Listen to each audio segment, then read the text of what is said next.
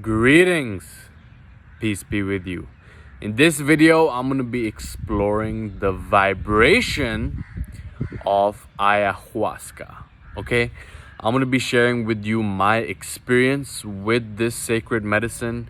I'm going to be sharing with you why I actually engaged on this journey, what I gained from this journey, and towards the end of this video, you are going to know whether you should go and try it out for yourself or not. Okay, now ayahuasca, as they call it in the Amazon, is actually a combination of two unique herbs from the Amazon rainforest, right? So it's a combination of chakura leaf, I think it's called, charuga leaf, something like that, right? So the leaf that actually contains the active ingredient of DMT, dimethyltryptamine, right?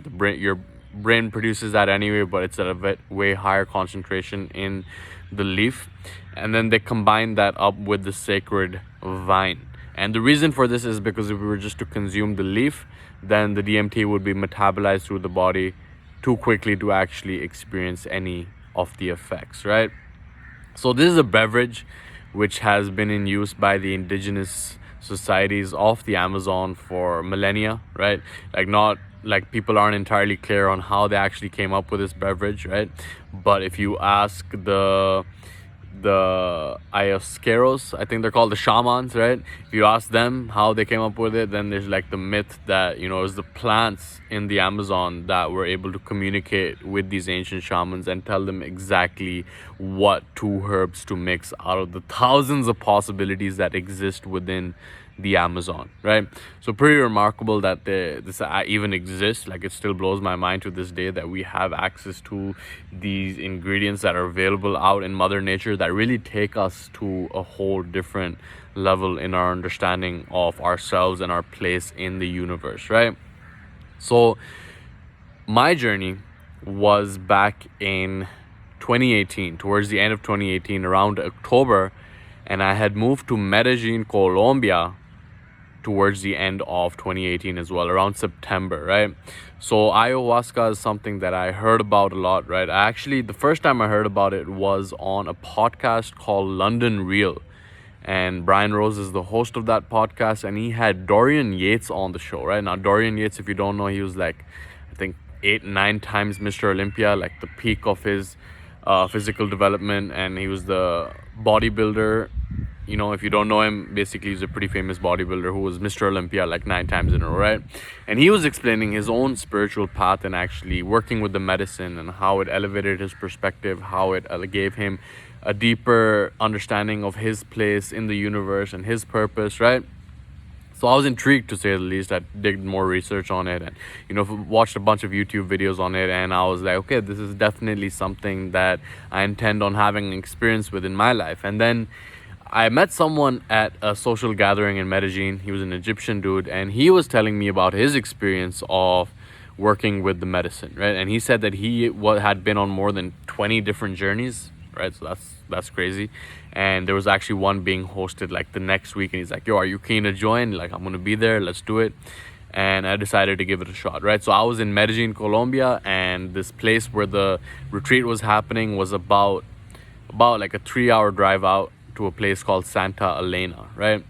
So went out there, and then basically the recommendations that they gave beforehand was, avoid animal products, avoid sex, avoid pleasuring yourself, avoid busting a nut, avoid eating pork, avoid eating animals, right? Mostly focus on a plant-based diet. And there was a lot of emphasis around diet, right? Because there is a purification process that goes on, and with the ayahuasca, with the medicine, it actually plays a role in purifying your body as well, which I'll be sharing with you coming up. Okay, so went down to Santa Elena, and it was a bunch of expats, right? So there's a bunch of Dutch people, German people, met American dude, there was an Egyptian dude, there was a bunch of people from a bunch of different nationalities, and we went out to Santa Elena and to partake in the ceremony with the sacred medicine, right?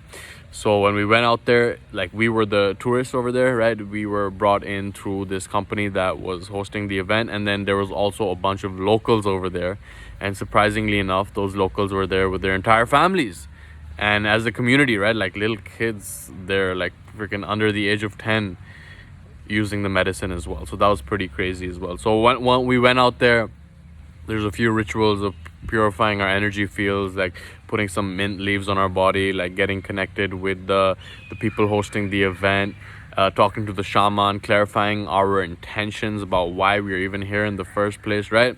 And that's something that's emphasized a lot, right? The mindset, the set, right? The mindset that you have coming into the experience, and the setting, which is actually establishing your experience, right? So the set and setting is something that has been emphasized a lot, and I was lucky enough to be involved in the process with like-minded people, and the setting was also comfortable. We were out in the middle of nowhere, pretty much out in the jungle, and it was pretty well secured area, and I felt pretty safe, right? So clarifying my intention with the shaman was something that was very emphasized as well. Like, be clear on why you are here right now, right? What is your intention?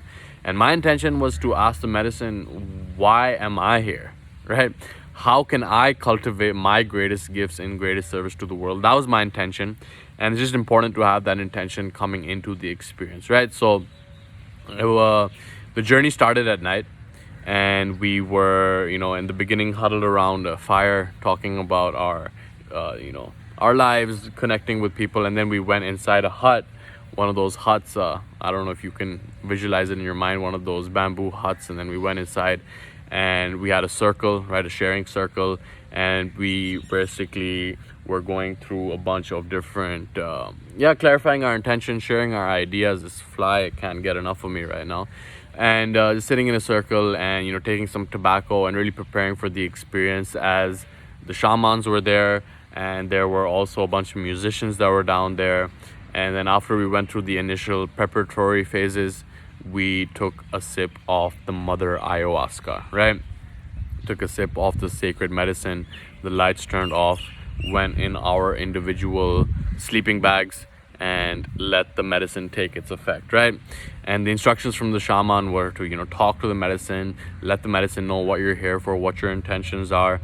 And I took the first serving, and I didn't really feel anything, right? I didn't feel anything. People were tripping out around me, but I was just like, yo, what's going on? Is this a scam? What's going on?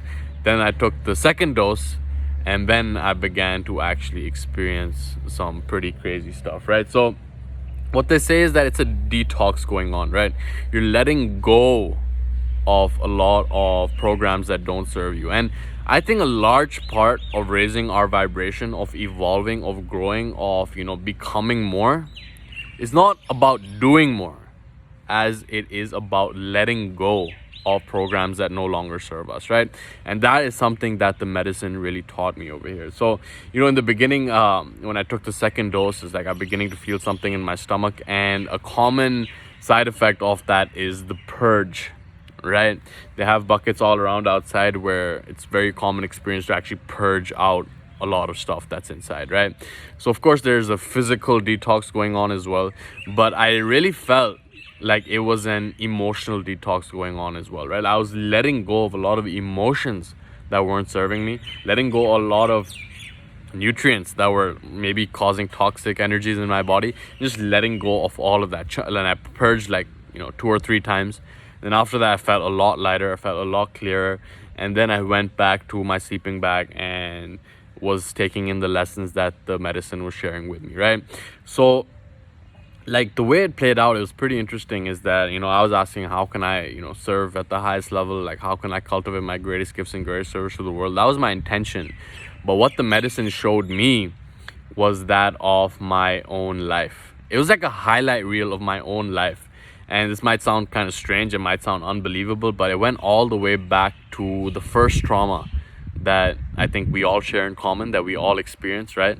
From being these little water creatures inside our mother's stomach, to having all our needs met instantly, to coming out in this cold new world where it's like so much light and it's totally different environment, right? The trauma of being born is something we all go through, and that is something that I relived, right? And that's what they say about Mother Ayahuasca, that she actually teaches us to let go of traumas, right? She goes through our entire energy field and sees where those traumas are being held, And I suppose that is a trauma that a lot of us have not fully integrated into our lives, at least in my personal experience. And I was like, shit, that's crazy, like that newborn version coming out from the darkness into the light. And that was similar to, like, it's crazy now that I even think about it, reflecting back. It was like a parallel between the start of the universe and the start of my own life, starting from this black void, right? This eternal void. They call it Wu Wei in Taoism, the void. And then, even in the Bible, it's like, let there be light, right? First there was darkness, let there be light. And even in your own life, you're in this womb, all your needs are met, everything's there, and you come out inside of this new world, and it is a traumatic experience, right? So went through that again, really dealing with it, getting a perspective on it. Because like when you're in the moment, you are experiencing that situation. But then when the reason they call it mother ayahuasca is because at least the natives and also a lot of people who have tried it, they are aware of the presence of a certain entity in the vicinity, right? So it's like when you take the medicine, it is like there is this being, this presence that is there in the vicinity that is guiding you through that journey. And it's pretty interesting, to say the least, for sure. Interesting is a huge understatement, right?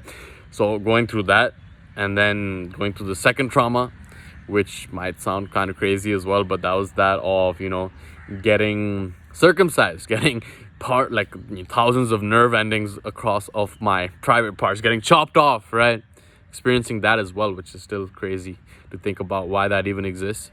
But hey, that's part of the culture. That's what I went through. And just having perspective on that trauma, it was stored somewhere in my body, and just getting perspective around it and letting the energy behind it run loose, right? So like I said, it's like the highlight reel of my whole life, pretty much, from the beginning, and how that correlated with the beginning of the universe as well, because I am the universe, right? Don't want to dive too deep over there, but there was a lot of experiences that came up, and I want to share some primary ones with you that I saw these patterns play out again and again and again.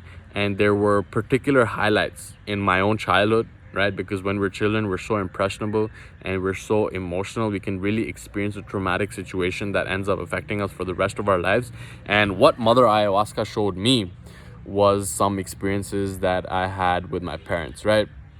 So I was playing out this pattern in my life at the time where I was, engaged in the dating game. I was going out a lot. I was chasing a lot of girls. I was dating a lot of different girls as well, having a lot of one night stands, all of this stuff. And what the medicine showed me is my intentions behind why I was doing that, right?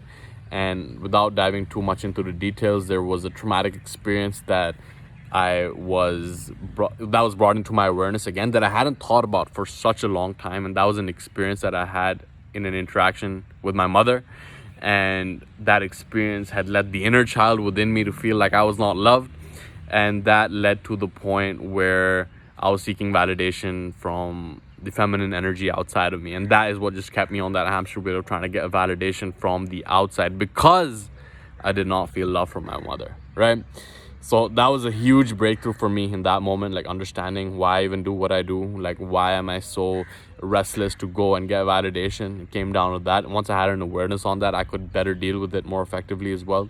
And then the second thing was the relationship that I had with money, and how that related with the relationship that my own father had with money, and how it was, some traumatic experience, one particular experience that was highlighted, and how that played a pivotal role in my relationship with money. So it's very interesting to look back at the certain emotionally peaking experiences that I went through as a kid, and looking at them through the lens of my perspective at that point really allowed me to deal with those traumas that I was carrying inside my body, and let the energy behind them run out so that I could overcome them, so that I could continue to level up and make progress in my life, right? And that was the first day of the ceremony. I had signed up for 3 days of the ceremony, right? And then these are all the revelations that come through, but what's most important is about actually integrating them into our lives, right? Because we get this download of information, but then if we don't actually integrate it, then I think that is the experience with the buddy I was talking about, who actually brought me to this event. He's like, this is my 25th ceremony that I'm doing in freaking 2 months. And it's really, do you need that much? Do you need that much information? Because at the end of the day, it's about integrating that into your life and how you go about it when you go back to the matrix. Right? Neo, he leaves the matrix, right? He finds out that it's all an illusion, but then he goes back as well to implement what he has learned outside, right? So I think integration was a huge one. And like the second day I did the ceremony, even though I didn't feel up to it, like the message I got from Mother Ayahuasca is like, yo, you got what you were looking for, like you got the information, now get back to work, right? Like, why are you still here? And that was the message that I got. And like I said, I signed up initially for a 3-day experience, but then I bounced and I went back to Medellin on the second day, right? Because that's the message that I got. Now, everyone that comes into this will have a different experience, okay? Understand that first and foremost, because personally I did not have any crazy visual psychedelic experiences or any patterns that were coming up or anything like that, but the people in my group did, right?